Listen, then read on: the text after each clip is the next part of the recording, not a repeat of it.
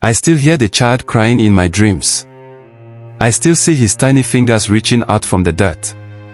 And I remember the prince standing there, smiling. That night, everything inside me broke. And since then, I've never trusted a man who wears a crown. My name is Ikenna. I'm from a village near the river Niger. The kind of place where people still tie red cloth to trees to keep spirits away. My grandfather used to say, the land remembers blood. Be careful where you bury your secrets. I thought it was just talk, old people tales. Until the prince came.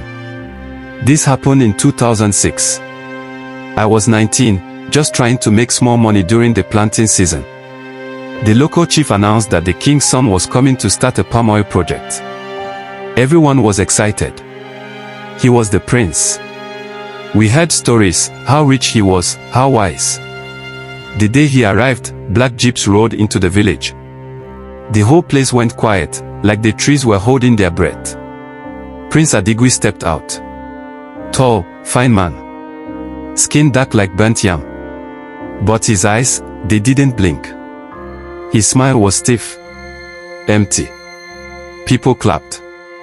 Some women even cried. But something in me said, be careful. I got chosen to work on his project. We dug, we carried, we sweated from morning till night. That's where I met Ikenna. 10 years old. Tiny.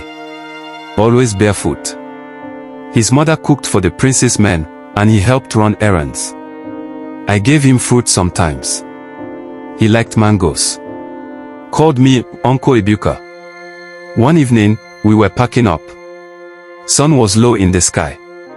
Ikenna walked toward the prince's tent with a food bowl.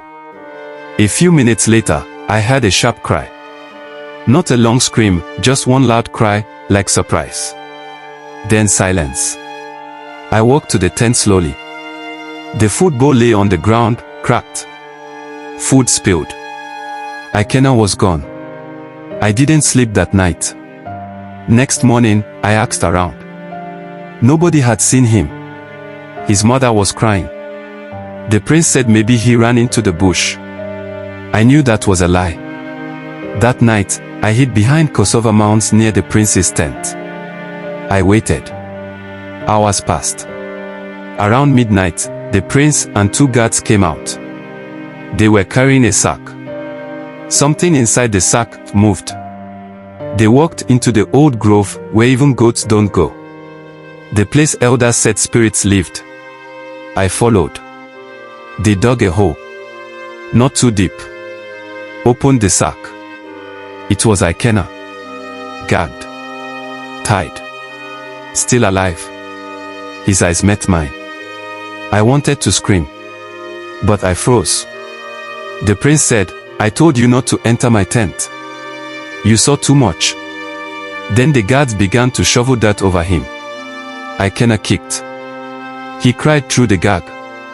I heard the soil hitting his face. I threw up and ran. I told the village chief. He told me to keep quiet. I told the elders. They said I must be dreaming. I went to the police in the next town. They asked me if I was drunk. Days later, Ikenna's mother was found hanging. They said it was grief. But I knew. The prince called me to his tent. Alone.